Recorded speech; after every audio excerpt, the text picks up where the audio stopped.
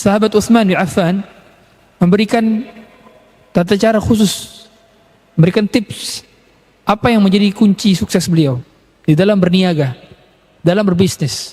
Ketika running bisnisnya, apa yang menjadi kunci suksesnya? Kata beliau, kuntu alij.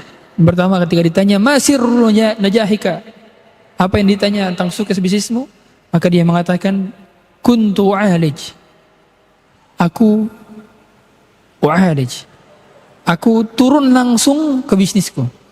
Sehingga awal-awal merintis, jangan autopilot, jangan autopilot. Begitu kita pertama kali ngerintis, kata Utsman, saya nggak autopilot. Saya langsung terjun ke lapangan, saya memperhatikan kualitasnya. Memperhatikan. Kuntu u'alij, langsung turun ke lapangan. Yang kedua, wa unammi, dan saya adalah seorang yang growth process, yang pada dasarnya fokus kepada pertumbuhan dari setiap bisnis. Sehingga bukan hanya sekedar lanjut jalan, tapi ada strategi yang dimiliki oleh Utsman bin Affan. Sehingga dia bukan fokus seperti pedagang, tapi dia fokus seperti pebisnis.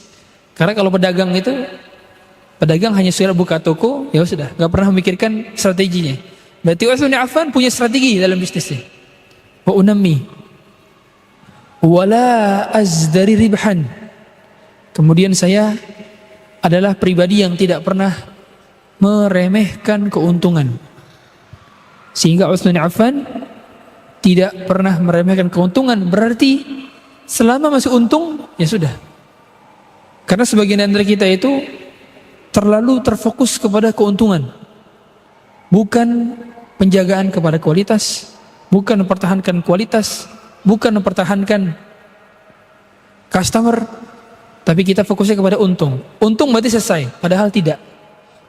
Adanya untung itu tidak menjamin sustainability daripada perusahaan. Atau meningkatnya profit tidak menjamin sustainability perusahaan, tidak.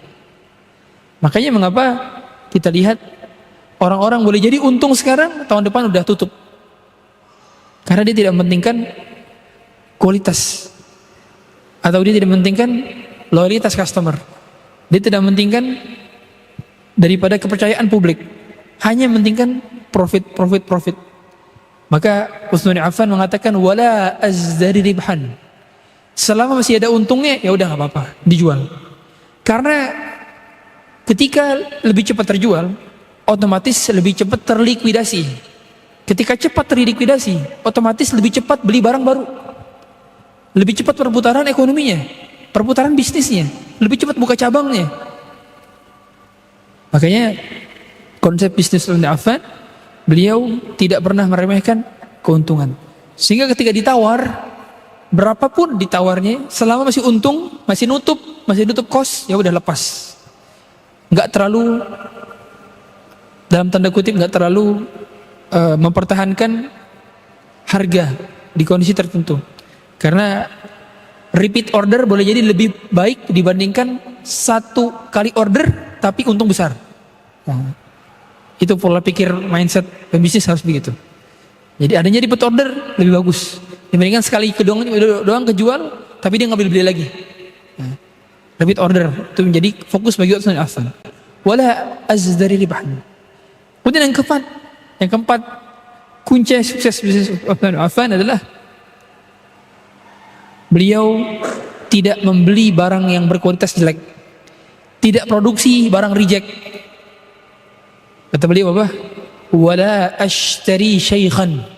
Keempat, saya nggak beli barang grade B, semua barang saya grade A. Sehingga mainnya produk quality, bukan quantity. Jadi dia kalau ngejual, nggak mau ngejual yang jelek. Karena mindset orang tentang produk berkualitas bagus itu bukan dari pandangan orang lain tentang produk tersebut, tapi dari user experience. Sehingga lebih baik kita mempertahankan di produk dan servicesnya dibandingkan kita fokusnya di sekedar marketingnya. Nah, makanya banyak brand-brand besar itu biaya marketingnya nggak banyak, tapi biaya inovasinya dan kualitasnya biaya quality controlnya yang besar. Tapi biaya marketingnya gak besar. Contoh, Apple. Saya tanya, banyakkan mana iklan Samsung sama iklan Apple? Samsung. Apple itu jarang. Tapi brand paling mahal di dunia, ini brand secara brand ya. Bukan brand secara harga. Tapi brand secara brand, itu value daripada perusahaan paling mahal di dunia adalah Apple. Karena Steve Jobs pernah ditanya, dan beliau mengatakan, saya lebih mementingkan kualitas dari produk dan services dibandingkan kualitas marketing. Luar biasa. Sehingga untuk memberikan produk dan services yang sustainable, kita perlu memperhatikan kualitas. Kemudian kunci sukses beliau yang kelima, kata beliau, wa aj'alu ra'sa ra'sain. Dan saya menaruh bola di berbagai ranjang. Don't put ball in the rings. Atau jangan taruh in one basket.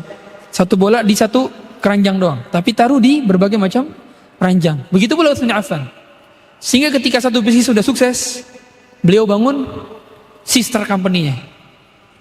Beliau bangun sektor-sektor lainnya. Atau ada bisnis di situ yang dia berarti punya substitusi dari bisnisnya atau jual yang lainnya. Banyak makanya produk-produk kita lihat brand-brand itu mereka profitnya bukan di jasanya, tapi di produknya, ya. Contoh, untuk kita tidak di sini kan ada bioskop nih. Ya. Kita tidak menjadikan bioskop sebagai sebuah hal yang dianjurkan atau dilakukan, ya. Karena tidak ada faedahnya nonton film.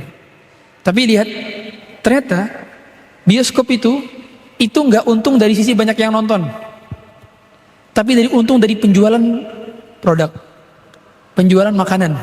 Silahkan tanya. Antum tanya pulang dari sini. Untung dari mana? Dari penjualan popcorn dan makanan-makanan yang dimakan di dalam. Berarti ada substitution sales. Utsman bin Affan punya substitution sales. Punya. Beliau kalau berdagang sambil jualan yang lainnya. Itulah yang menjadikan kabilah Umayyah. Jadi kabilah Utsman bin Affan, kabilah Umayyah rata-rata pembisnis. Karena mereka sudah punya ilmunya. Tentu setelah taufik dari Allah Azza wa Jalla. Setelah mereka melakukan tauhid mereka. Sebagaimana juga Abdurrahman bin Auf yang sama sekali tidak mengandalkan privilege-nya. Dia mengandalkan Allah Azza wa Jalla saja.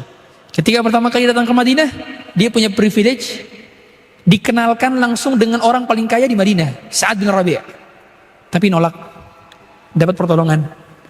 Padahal dikasih satu istri yang sudah diceraikan dan akan dinikahkan setelah masa iddahnya, dikasih setengah harta. Privilege macam mana ini? Nggak ada lagi. Yang persaudarakan ini Rasulullah SAW dengan nizam ta'akhi, tapi ditolak mentah-mentah dan berdoa, barakallahu laka fi malika wa ahlik, semoga Allah berkahi hartamu dan keluargamu. Walakin dullani 'ala as-suq, tunjukkan di mana saya pasar. Sehingga mentalitas para pengusaha harusnya kalau sudah ngaji, sudah beriman, dia nggak pernah tergantung kepada kenalan A, kenalan B. Dia nggak pernah tergantung kepada sekedar relasi. Dia nggak pernah tergantung kepada sekedar circle, nggak pernah. Dia hanya menggantungkan kepada Allah Azza wa Jalla. Meskipun dia sudah privilege punya kenalan, tapi dia menggantungkan kepada Allah Azza wa Jalla. Dia tidak mau menggantungkan diri kepada manusia. Sewaktu-waktu kita sudah bertawakal full, Allah cukupkan. Sebagaimana Allah mengatakan, وَمَنْ يَتَوَكَّلْ عَلَى اللَّهِ فَهُوَ حَسْبُهُ. Siapa yang bertawakal kepada Allah, maka Allah akan cukupkan dia. Sehingga dahulu ada sahabat Abu Sa'id Al-Khudri. Abu Sa'id Al-Khudri juga adalah seorang pemuda yang fakir miskin. Orang Ansar baru masuk Islam, pemuda. Kemudian Nabi SAW lagi bagi-bagian duit, lagi bagian ghanimah, fai, karena hasil dari peperangan yang beliau taklukkan dari Khaybar, dari perang Hunain. Subhanallah, banyak perang-perangan beliau taklukkan di akhir-akhir masa kehidupan beliau. Tapi lihatlah bagaimana Abu Sa'id Al-Khudri kemudian diperintahkan sama istrinya, kamu minta saja sama Nabi. Nabi lagi bagi-bagi ghanimah itu. Kalau kamu minta pasti dikasih, benar. Nabi sedang berkhutbah. Siapa yang minta aku akan berikan. Nabi nggak pernah takut miskin. Bahkan Nabi memberikan 2 lembah dari kambing kepada Arab Badui. Tapi Nabi, lihat, Nabi melafazkan kalimat yang membuat Abu Sa'id Al-Khudri tidak jadi minta-minta. Tidak jadi minta kepada Nabi. Tapi kata Nabi, man yasta'fif yughnihillah.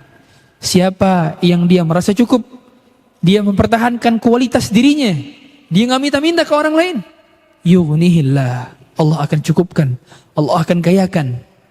Hingga akhirnya Abu Sa'id Al-Khudri yang awalnya datang dari rumahnya dalam keadaan fakir, miskin, ingin berjumpa Nabi, meminta pertolongan dari Nabi SAW. Begitu dengar Nabi mengatakan, siapa yang minta aku akan berikan, tetapi siapa yang merasa cukup dirinya, Allah akan cukupkan. Maka kemudian Abu Sa'id Al-Khudri pulang dalam keadaan memilih option yang kedua, bukan option yang pertama. Dia tidak jadi meminta kepada Nabi. Lihat, setelah Rasulullah SAW wafat, beliau menjadi salah satu orang terkaya di Madinah. Sebab apa? Sebab ketawakalan yang tinggi, sebab tauhid yang murni, sebab dia faham kepada siapa dia bersandar, kepada siapa dia mengadu, hanya kepada zat Allah Azza wa Jalla. Sehingga mental pengusaha, terutama pengusaha muslim, maka mereka harus punya mindset di mana selain mempertahankan kualitas barang, kualitas servis, dia juga harus mempertahankan kualitas dirinya untuk tidak minta-minta kepada orang lain. Karena pada akhirnya mental pengusaha yang benar adalah pengusaha yang bertauhid. Makanya Abdurrahman bin Auf yang membuat dirinya demikian setelah taufik dari Allah Azza wa Jalla adalah karena ketawakalan yang tinggi kepada Allah Azza wa Jalla. Dan tentu pada akhirnya kekayaan bukanlah tujuan, kemiskinan bukanlah tujuan, karena keduanya adalah sama-sama menjadi wasilah.